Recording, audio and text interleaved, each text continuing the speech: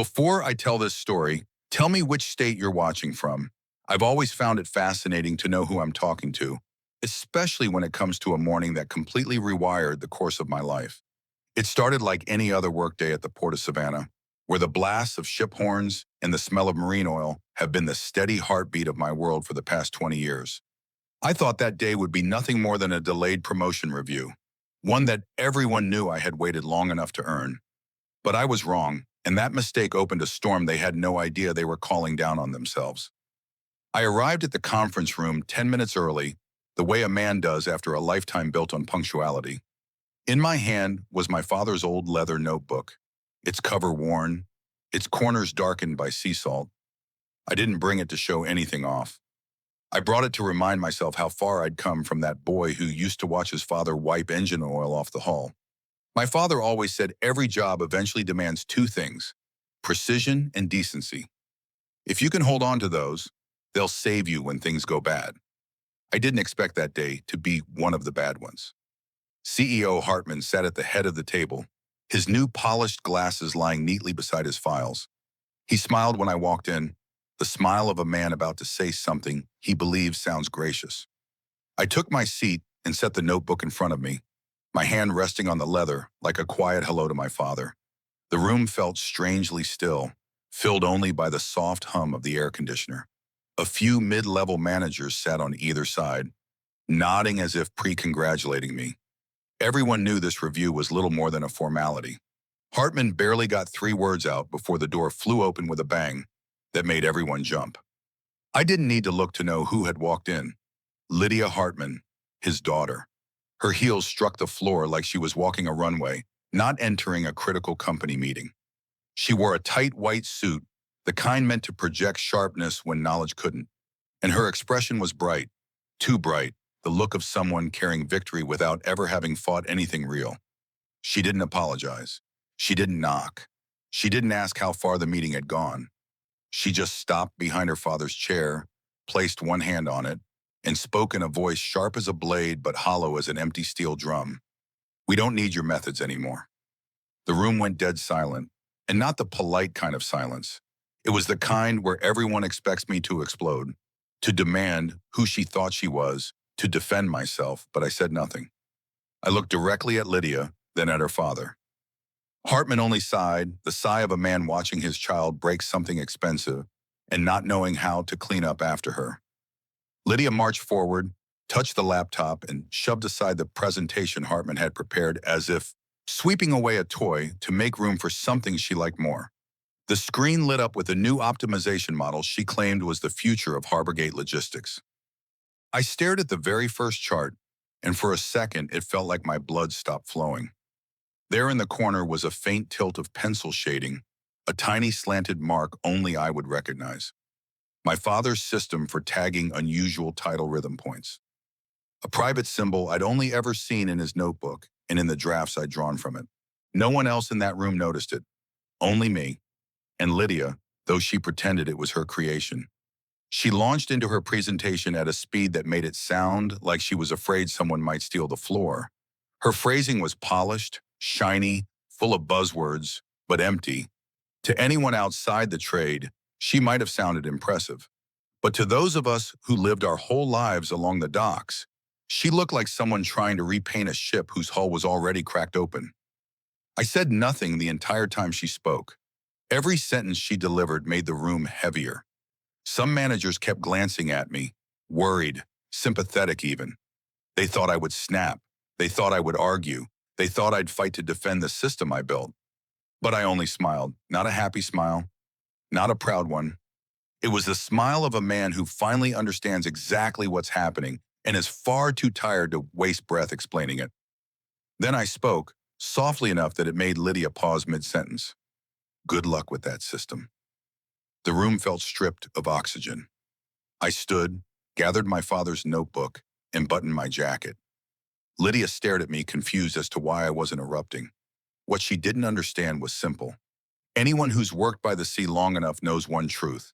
The ocean fears no one, and the truth doesn't need anyone to defend it.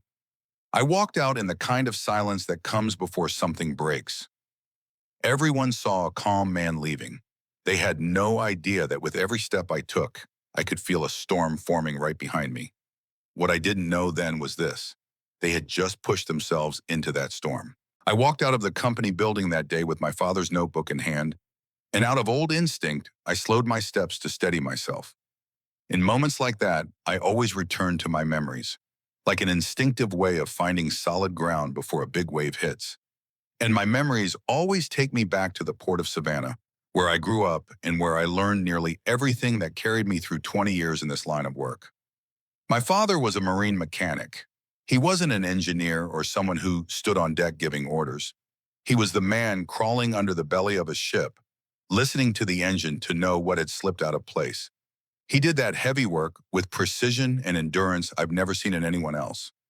My mother worked as a server at a diner near the docks, carrying trays slick with grease through the nonstop noise of the shipyard.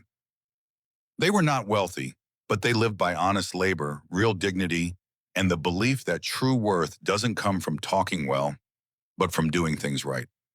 The mornings when my father took me to the docks are still the clearest memories I have. Savannah at sunrise holds a kind of beauty no one can describe unless they've stood there themselves. The sky shifts from deep blue to pale orange, then slowly into gold. Mist drapes across the water like a thin scarf. Ship lights stretch long across the quiet sea. I stood beside my father listening to gulls, to exhausted sailors returning from long journeys, to the steady slap of waves against wooden posts. My father could look at the surface of the water and tell instantly whether the tide was rising or falling. Once, I asked how he knew.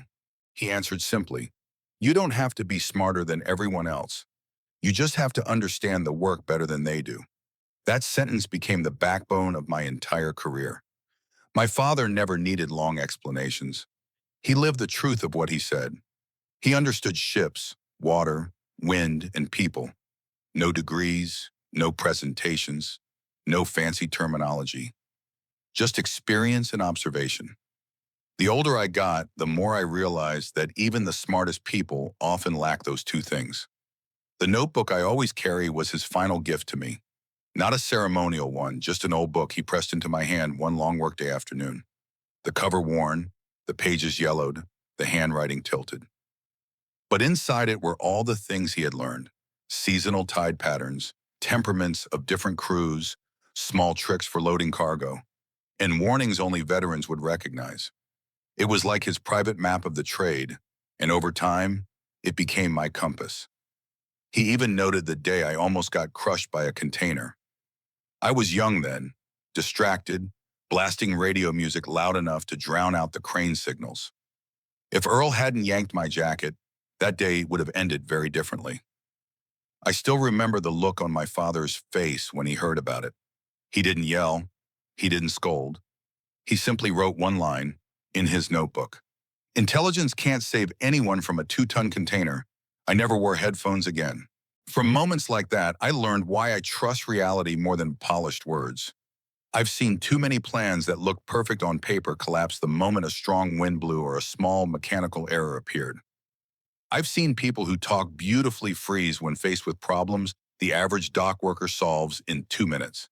And I learned that at the port, truth always wins, quietly, without drama, simply by existing. The people at the Port of Savannah taught me that. They don't talk much.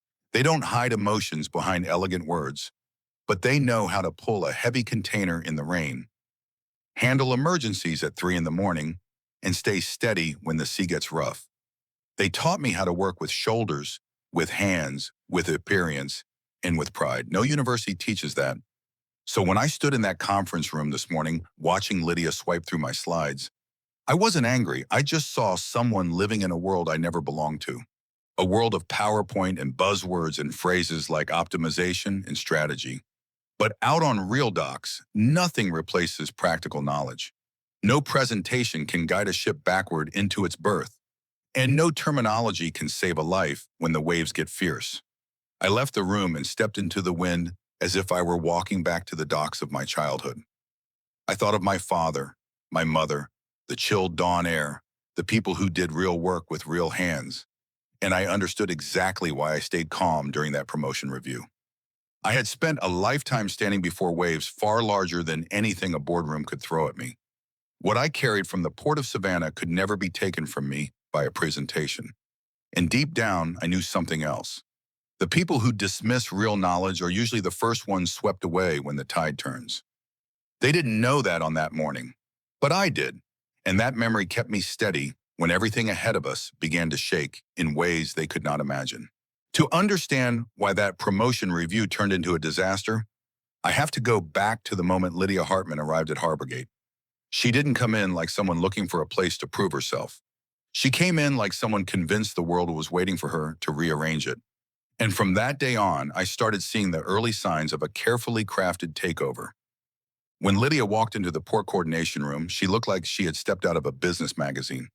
A cream suit so stiff that if you put it next to a container, the container might look softer. Her hair was pulled into a tight bun with not a single strand out of place, as if she were afraid the ocean air would ruin her image. And those high heels belonged on a carpeted hallway, not on a floor that could be slick with oil at any moment. She spoke so fast that anyone hearing her for the first time could only catch a handful of familiar words. Synergy, pipeline, optimization, all the vocabulary of someone fresh out of a crash course in leadership and desperate to prove something. The dock workers out in the yard listened in silence. No one objected, of course, but their eyes said enough. They were used to the sound of cranes and engines, not words that couldn't carry a real weight. The CEO was proud enough to nearly show her off instead of introducing her. She will bring fresh winds to the company, he said. I heard that and knew immediately that the staff would spend months cleaning up those winds. But everything truly began when Lydia came to me. She asked to see the forecasting documents I was working on. No hesitation, no courtesy. She simply walked up and asked. I handed her an older version, the internal one. The real model stayed on my computer, the one I had spent years refining with real experience. While I explained the structure of the simulation, I noticed her eyes were not on the data. They were tracking the handwritten marks I had drawn along the margins. She wasn't observing to understand. She was memorizing. I said nothing. But from that moment on, I stayed alert. And the caution was not wasted. A week later, during the team meeting, Lydia stood in front of a brand new slide deck. The CEO watched his daughter as if witnessing the birth of a technological visionary. I looked at the screen and instantly saw the familiar pencil mark on the corner of the chart. A small, slanted stroke, its curve dipping slightly to the left. My father's notation method, the one I kept as a quiet habit since he passed. I had never shared it with anyone. No one else in the room had any idea what it meant. But I knew, and Lydia knew I knew. She carried on as if everything had come from her own analysis. Her speech was smooth, polished, but so shallow that any technician in the yard could see something was off. The longer I watched, the more certain I became. She wasn't just taking ideas from me. She was taking the most personal parts of how I worked. After the meeting, I went back to my desk and opened my father's notebook to compare. I checked each mark, each curve, each faint line. They matched exactly. It was no longer a suspicion. That evening, I didn't go home. I stayed in the office and transferred my real system onto a separate drive, encrypted and backed up in a way only I could unlock. I didn't hide anything from the company. I simply secured the parts I had developed on my own time and with my own equipment. In this industry, no one understands the boundary between company property and personal expertise better than someone who has worked as long as I have.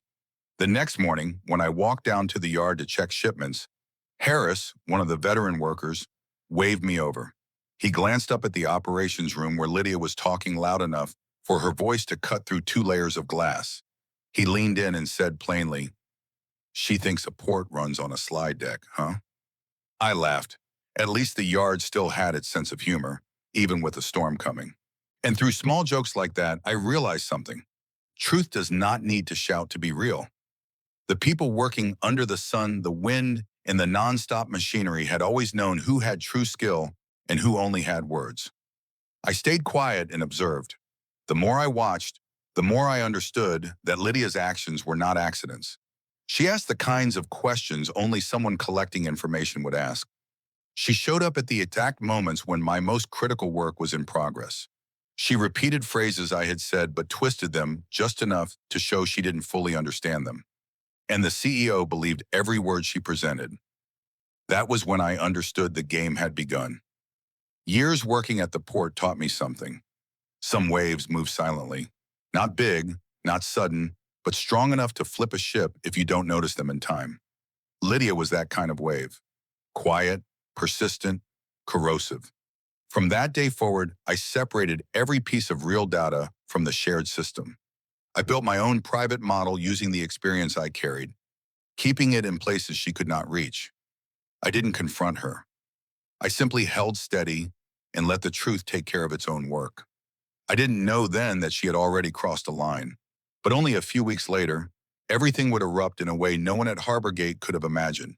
And when it did, there would be no way back for her. I remember that morning clearly. The air at Harbor Gate felt heavy, the kind of weight you notice right before a storm, though everyone kept pretending it was business as usual.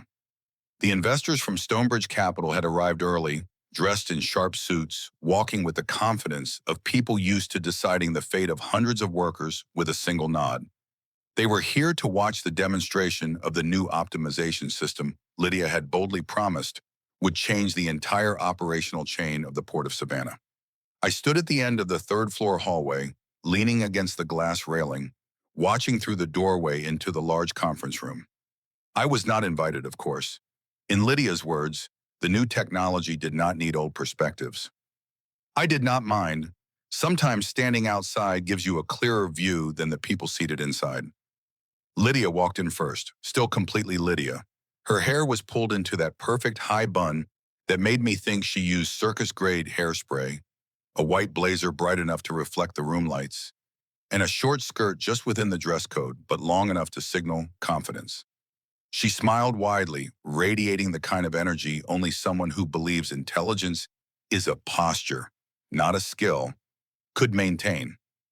The funny part was that the investors actually looked impressed. She shook everyone's hand and spoke at the same speed she always used when she was trying to cover gaps in her understanding. The word synergy appeared 3 times in 1 minute. I saw one investor offer a polite smile. He probably did not follow half of what she said, but professional smiles were part of the ritual. CEO Hartman stood near the screen, unable to hide how proud he was. He introduced Lydia as if she had invented a new type of engine. Our forecasting system today represents a significant step forward for Harbor Gate, he said. Lydia will walk you through it.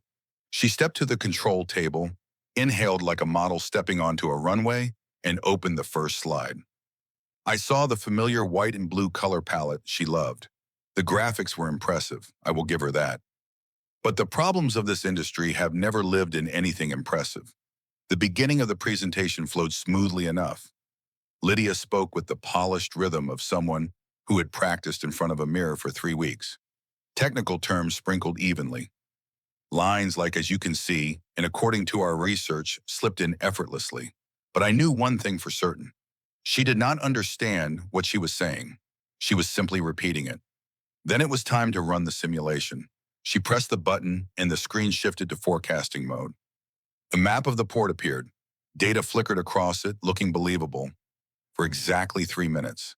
The tide pattern began shifting, not slightly, so wildly off that if anyone tried to operate based on it, a ship would approach the port at the wrong angle by nearly 20 meters. The wind force chart displayed impossible anomalies, as if the model was inventing weather out of thin air. Warehouse 4 flagged a catastrophic backlog in 15 seconds. Then the container flow simulation jumped from normal rhythm to complete gridlock. An investor in the front row leaned his head to the right, looking at Lydia. Is this an error? Lydia straightened, swallowed hard. No, the system is thinking. Another investor laced his fingers together, tilting his head with a calm patience. Thinking, she nodded, lips trembling slightly. Yes, optimization needs time. From where I stood, I could see her expression cracking. She did not understand that a forecasting system does not think. It runs correctly or it fails.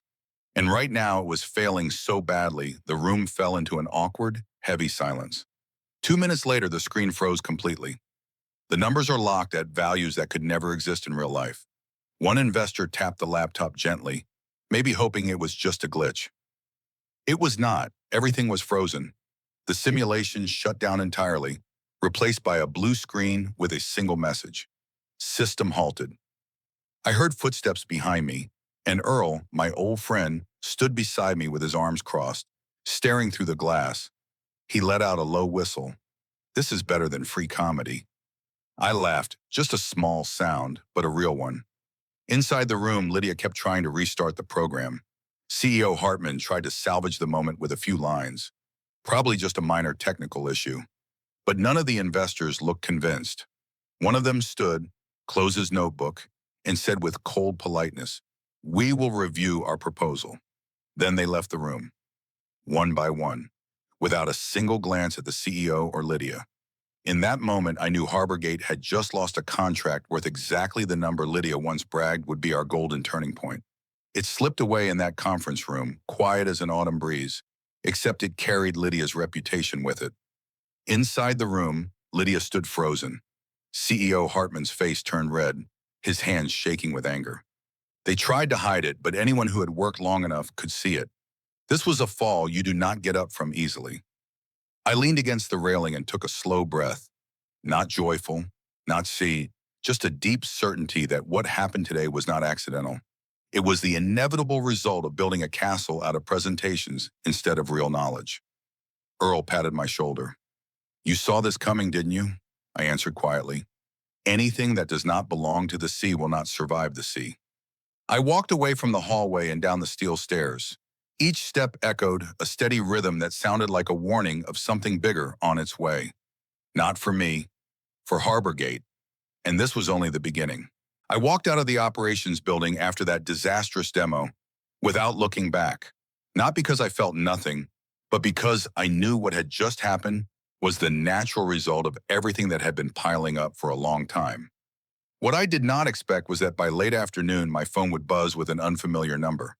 I assumed it was the shipping team or the maintenance crew checking on a morning load. But when a steady, deep voice came through the line, I stopped in place.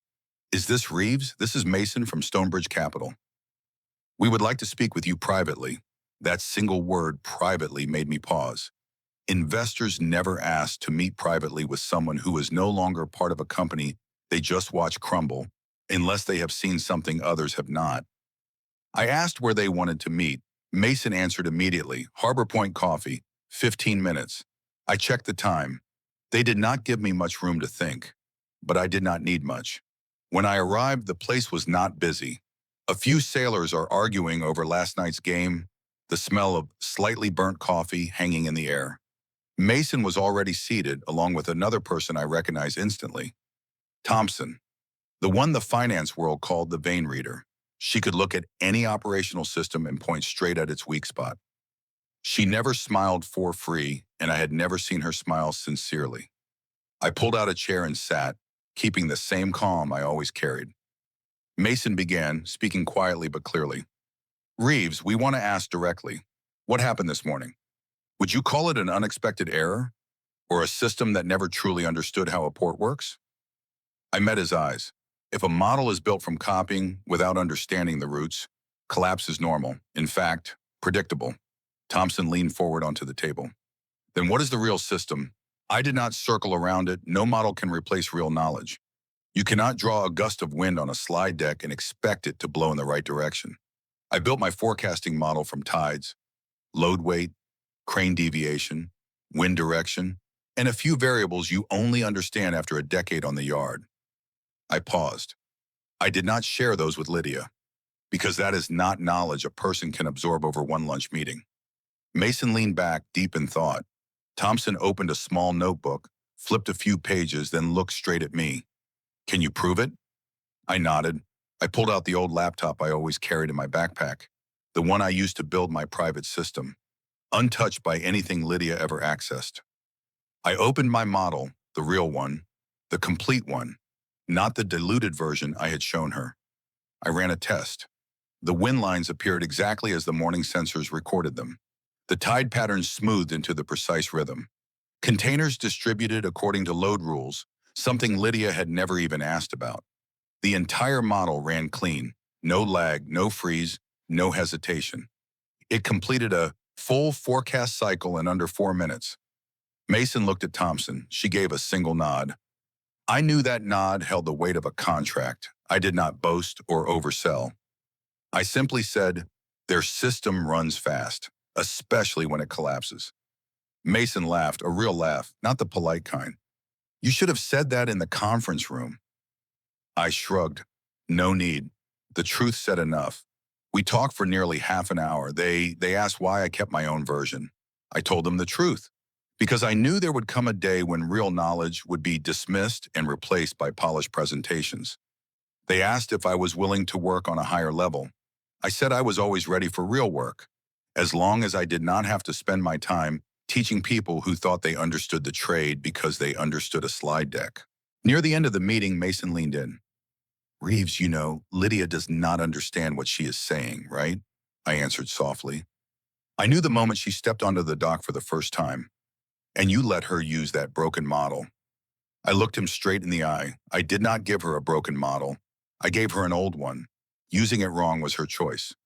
Thompson allowed herself a small smile, the rare kind. The way you let the truth do the work is quite elegant. I smiled back. I grew up on the docks. Nothing elegant about that. Waves break wherever they hit. Mason placed both hands together on the table. Here is the thing, Reeves. Your system, if developed correctly, could become an operational standard for many major ports. We want to explore that possibility. I did not answer immediately. Silence has value on the docks, sometimes more than words. Then Mason asked the most important question of the entire meeting. Would you like to lead a new project? I looked out the window. Outside, the Port of Savannah was wrapped in golden afternoon light. Cranes lowering cargo, ship horns echoing in the distance. A familiar memory surfaced. Standing beside my father, listening to him say that understanding the work is the most important thing. I took a slow breath, feeling something rise within me like a soft tide. And that was when I realized the roles in this game had officially shifted. The meeting ended, but the question hung between us like a doorway to another chapter. A chapter Lydia, CEO Hartman, and Harborgate had no idea they had just opened for me. I stood, shook their hands, and walked out of the cafe knowing one thing clearly. This was not the end. It was only the first step towards something far larger than they were prepared to face. Someone had finally asked me a question no one had ever asked in my entire life. Would you like to lead a new project? I went home after the meeting with Stonebridge Capital, and Mason's question kept echoing in my mind. Would you like to lead a new project? It did not shock me, but it stirred something deep inside me, like someone had just nudged the layer of silt that had settled at the bottom of a quiet channel. I spent the rest of the evening by the window, watching the harbor lights glow against the gray sky. Everything was so still I could hear the clock ticking, each beat sounding like a reminder that a choice was waiting. I had just stood to make another cup of tea when someone knocked on the door. 3 knocks, quick and firm. Not a neighbor, not a delivery driver, the kind of knock from someone who was not used to waiting. I opened the door. Raymond Hartman, the CEO, stood in front of me. For a second, I barely recognized him. The tailored suit he wore every day was wrinkled across the shoulders. His tie had slipped off center. His hair was a mess, the kind of mess that comes from fighting a storm and losing. His eyes were sunken, ringed with steel-colored fatigue, as if he had spent the entire night thinking of only one thing. Collapse, we need to talk, he said. No permission asked, no pause. He walked straight into my home, as if that right still belonged to him. I closed the door and kept a measured distance. Hartman stood in the middle of my living room and dragged a hand over his face. For a CEO like him, that gesture said more than any confession. You know what happened this morning, he began, trying and failing to keep his voice steady. I saw part of it, I answered. Hartman winced. It is not something to joke about. The situation is serious. The investors want answers immediately. Everything is slipping out of our hands, not our hands, I corrected softly. He froze at that. A crack appeared in the tension in his eyes. I am not here to argue semantics, he pushed on. You understand the system better than anyone. You knew Lydia was not ready. You should have supported her. You should have told me. I looked at him and spoke slowly. I did tell you. You only heard what you wanted to hear. Hartman narrowed his eyes. Are you implying you let this happen? I did not sabotage anyone, I said, my voice flat as calm water before a storm. I simply did not work overtime for slides that did not carry my name. This time, he had no quick response. Hartman turned away and paced the room like a man trying to push back rising water with his bare hands. Daniel, you have been with Harborgate for nearly 20 years. I trusted you. I promoted you. You owe this company. I cut him off. I do not owe anyone anything. I did my work, and I did it well. He stopped, facing me again. The power in his eyes was gone. What remained was fear. Stonebridge is pulling out of negotiations, he said quietly. They believe Lydia does not understand the model. They want to speak with you. They think you are the only one who can save us. I sat down and folded my arms. What do you want? I want you back, he said immediately, like he had rehearsed that line since he stepped onto my porch. Fix the system. We will redo the demo. I will acknowledge your contributions publicly. Salary, bonuses, new title, everything is negotiable. I let out a small laugh, just enough to make him frown. I do not need recognition after being ignored, I said, and I do not need a temporary title to patch over someone else's mistake. Hartman stepped closer. Daniel, if this contract collapses, Harborgate will not recover. Hundreds of people will lose their jobs. I will lose the company. Lydia, she chose her path, I said. No one forced her to present something she did not understand. He swallowed hard, then softened his voice into something close to pleading. I know you were treated unfairly, but think of the others. I shook my head. I have been thinking of them for 20 years. Silence fell between us, long and heavy. Hartman stood there as though he had just read a verdict with his own name on the first line. When he spoke again, it was almost a whisper. You are taking their side. Those investors. I stand on the side of the truth, I said. That is what you abandoned when you believed in a polished presentation over the person who understood the work. Hartman clenched his hands. You will regret going against me. I met his eyes. I am not against anyone. But I will not return to clean up a mess someone else created. The night wind swept across the porch, carrying a thin trace of sea salt. Hartman stared at me for a few more seconds, as if hoping I would change my mind. But when he saw my face remain still, he released a long breath, the kind of breath an old ship makes when it gives up its last bit of steam. He turned and walked down the steps. His shadow stretched long under the porch light, so long I wondered if that shadow was the only authority he had left. When he opened his car door, I realized something. His whole life, he had stood on a deck giving orders. For the first time, he realized he no longer had a compass. And as he drove away, I could see the weight on his shoulders was heavier than any container out in the yard. After the night Hartman stood at my door, something inside me went quiet in a way I had never felt before. Not the chaos of someone plotting revenge, but the stillness of a man who finally sees the direction he is meant to go. I no longer felt anchored to Harborgate. It was like stepping off a cramped deck and onto an open beach, letting the wind hit my face without anyone shouting orders. 3 days later, I left Savannah and drove down to Jacksonville, a port city that was neither too loud nor too small, just enough room for me to start over without eyes watching my every move. I rented an old office near the waterfront. High ceiling, scratched glass windows, sea wind slips through cracks in the wall with a soft whistling sound. To anyone else, it was a rundown space. To me, it was freedom. Tide Logic was born in the simplest way possible. One old wooden desk, 3 chairs, and a laptop I had carried for 7 years. But I knew the model would only work if it was built by people who understood one truth. Ports do not run on fashionable buzzwords. They run on real logic and real experience. I hired 3 people.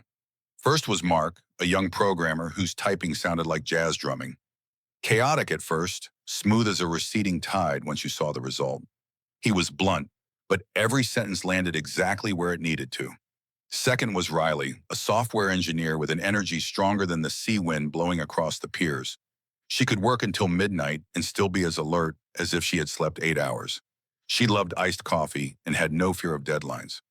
And the third was Captain Horace Miller, a retired cargo ship captain with a silver beard and a voice like a foghorn at dawn. He did not know how to write code, but he knew every tide along the eastern coast. I needed the kind of knowledge no textbook could teach. When we shook hands, he said, "I do not like computers." I said, "Good. I need someone who is not dazzled by them." He laughed loudly. Then we are a match. While we were building from nothing, Harbor Gate kept stumbling. News from Savannah rolled in every day. Like waves pounding a rock, no one bothered to inspect for cracks. Morning reports said Harbor Gate delayed cargo handling. Noon updates said Stonebridge demanded a full review of the model. By afternoon, investors paused their strategic talks. The press started calling Harbor Gate the wandering giant. I only shook my head. Not because I was cold, because I had seen this coming from the moment they handed the foundation to someone who had never walked the yard. At Tide Logic, we worked day and night. Mark tuned the algorithms to the tidal flow. Riley built an interface even tired dock workers could navigate. Captain Miller adjusted wind and crane deviation parameters simply by watching the color of the water on the video feed. His method looked rough, but it was accurate enough to leave Mark staring in disbelief. Riley joked, "You adjust wind settings like adjusting a hat." The captain shot back instantly. "A crooked hat looks bad. A crooked port bleeds money." We decided to run our first test at a small port near Fernandina Beach. The portmaster there had once known my father, and he agreed after only two conditions. We would not disrupt operations, and I only needed one day. The test happened on a rare, clear morning. The sea was flat like glass. Mark hit the run button. The tides appeared right on time. The wind direction shifted smoothly. The container simulation flowed perfectly, with not a single misalignment. No lag, no freeze, no error. Captain Miller watched the final frame and said something I will remember as long as I live. "You taught that computer to think like a real captain." I laughed. "I just taught it not to underestimate the sea like people do." He nodded. "That is more than I can say for half the suit wearers I have met." The portmaster signed the approval report in minutes. When I looked at the three signatures on the page, I felt something I had not felt in years. Recognition for what I had quietly built. When we returned to the office, an email from Stonebridge was waiting. One short line: "Prepare for the strategy meeting." Mason added a private note: "The board wants to hear about Tide Logic." I did not cheer. I just leaned back in my chair and took a slow breath. Maybe this is what growing up feels like, when happiness does not shout, but rises gently like the night tide. Harbor Gate was not given that privilege. A week later, the headlines hit. Harbor Gate loses South America freight contract. The captain walked into the office carrying a stack of newspapers and dropped them on my desk. "You should frame this page," he said, half teasing, half serious. I shook my head. "I do not need fame." "Nobody said you need it," he replied, "but it proves what you built is real." That afternoon, we ate sandwiches in the office, the classic meal of a low-budget startup. Riley looked at her phone and frowned. "Daniel, word is that Lydia has been missing for 2 days. No one has seen her at Harbor Gate." I paused, not out of shock, but because the timing arrived exactly when I expected it would. When a large ship begins to sink, the first to abandon the deck is usually the one who knows they cannot steer it back. I looked out the window, where the sea reflected the last light of the day, and I understood something. This story was far from over. Harbor Gate was falling, Tide Logic was rising, and Lydia had vanished from everyone's radar just as the next chapter was opening. The night in Jacksonville was so quiet I could hear the wind brushing against the railing outside. I was reviewing the newest simulation Mark and Riley had built, adjusting a few parameters Captain Miller had sent that afternoon, when a knock sounded on the door. Not the firm 3 knocks Hartman used. This one was hesitant, soft, almost like someone unsure whether they should even be standing there. I walked over and opened the door. Lydia stood in front of me. It took half a second for me to recognize her. The blonde hair she always kept perfectly brushed was tangled as if she had run through the ocean wind. Her eyes were red, the dark circles beneath them unmistakable. Her makeup had smeared, and the white blazer that once drew every eye in the conference room was rumpled, like she had been sitting in a car for hours, twisting it in her hands. She did not speak at first. She just stood there, gripping the handles of her bag, her shoulders trembling. "Daniel," she whispered, so quietly I had to lean in to catch it. I did not know where else to go. I opened the door wider. Come in. She stepped inside and sank onto the sofa like someone who had walked miles without rest. I poured her a glass of water and set it in front of her. Lydia stared at it for a long time before she finally spoke. They fired me.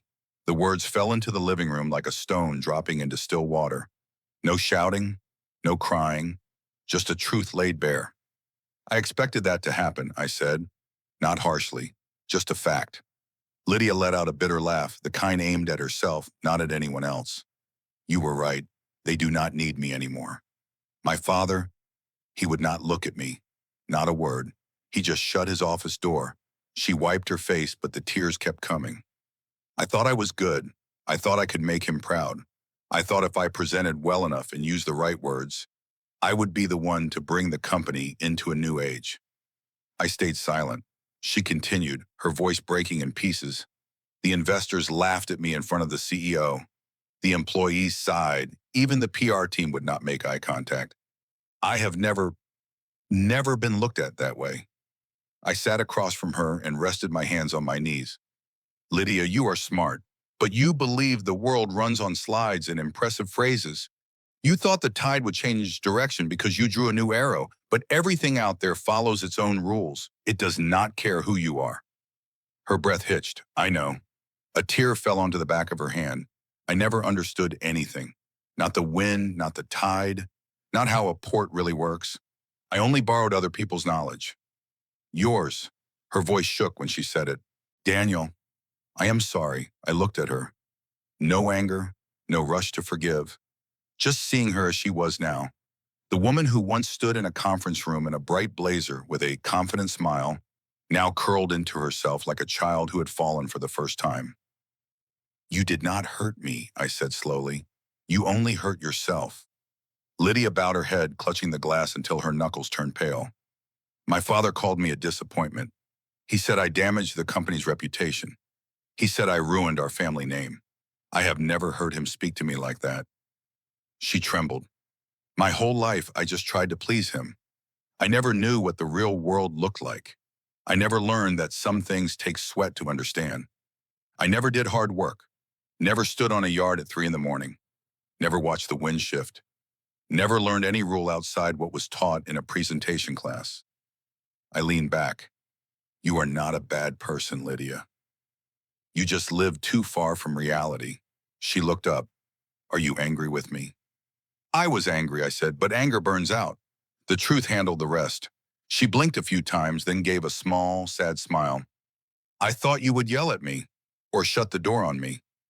I do not make a habit of kicking people who have already fallen, I said, especially when they know why they fell.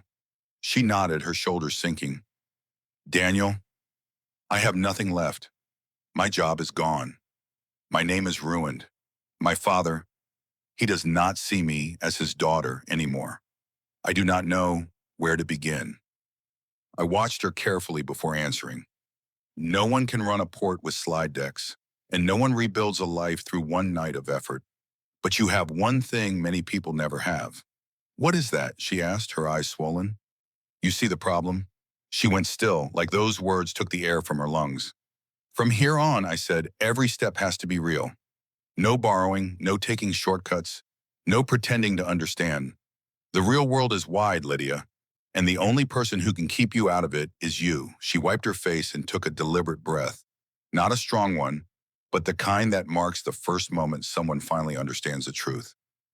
Thank you, Daniel, she whispered. I just needed to hear that from someone who does not hate me. I never hated you, I said. I only felt sorry for you. She lowered her head, her hands twisting together. I will go. I do not want to bother you any longer. She stood, straightened her clothes, and wiped her face. At the doorway, she paused for a moment. If one day I finally understand the real world, I hope I can work like a normal person, not like some character out of a slide deck. You can, I said, if you start today. Lydia gave a faint but genuine smile, then stepped down the porch and disappeared into the Jacksonville night. I watched her go, not to make sure she was safe, but because I knew tonight would change her. The door closed behind me, and the room returned to silence. But this silence was different.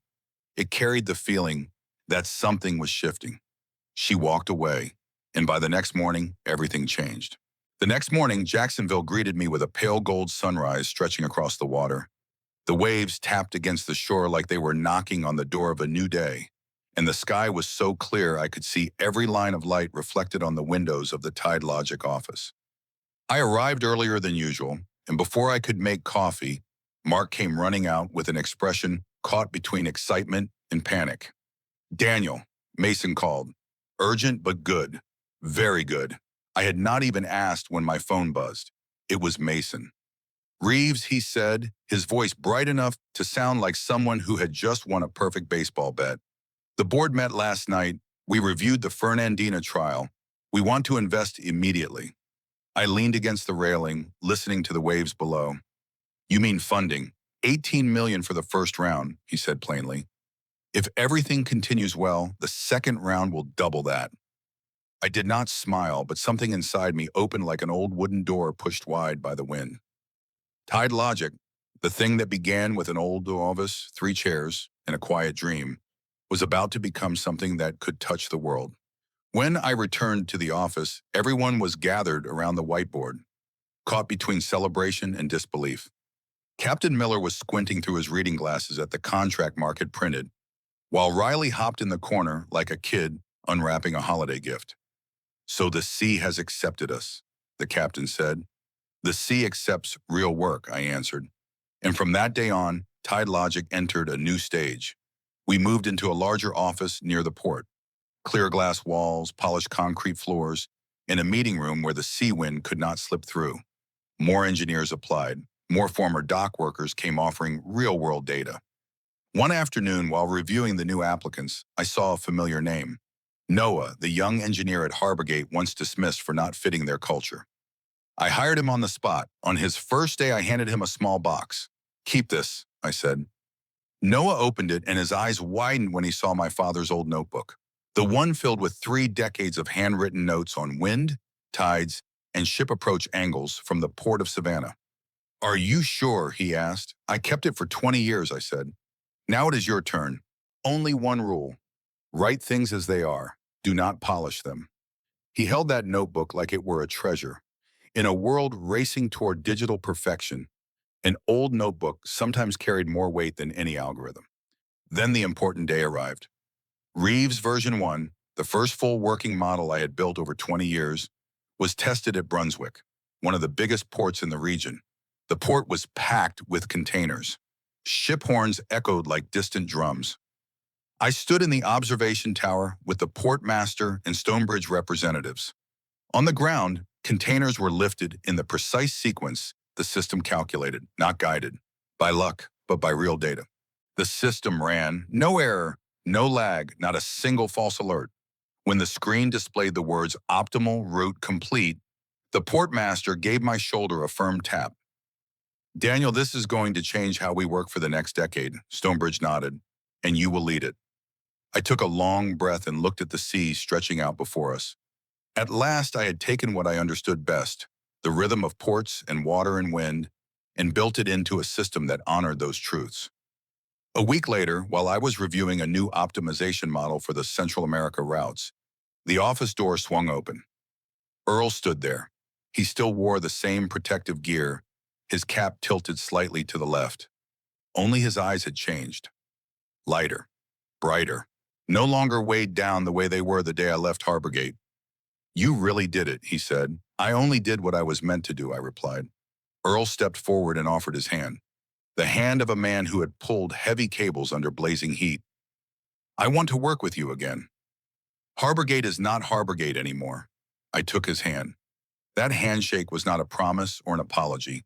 It was like two workers meeting after a long storm, each having lost something, but having found something more important in return. "Tide Logic will always have room for someone who understands real work," I said. Earl nodded, his eyes turning red. "Feels like coming home." That evening, I stood by the window of our new office, watching the sea stretch wide beneath a lavender sunset. The Brunswick port moved steadily in the distance. Inside, the sound of keyboards mixed with soft laughter and the smell of coffee. I opened a new notebook Noah had given me. the one he was beginning to write in. His handwriting was young, but the careful notes made me smile. My father would have been proud. I sat down and wrote a few lines on the first page. Justice does not always need noise. It only needs the truth to stand firm. A light breeze slipped through the cracked window and turned the page. I looked out at the water one last time before turning off the lights. Tomorrow would bring new waves, new wind, and new work. And if you are still listening, I have one question for you. If you believe in quiet justice and in workers who rise through skill and grit, then subscribe to the channel. There are many more stories to tell. Thank you for your time.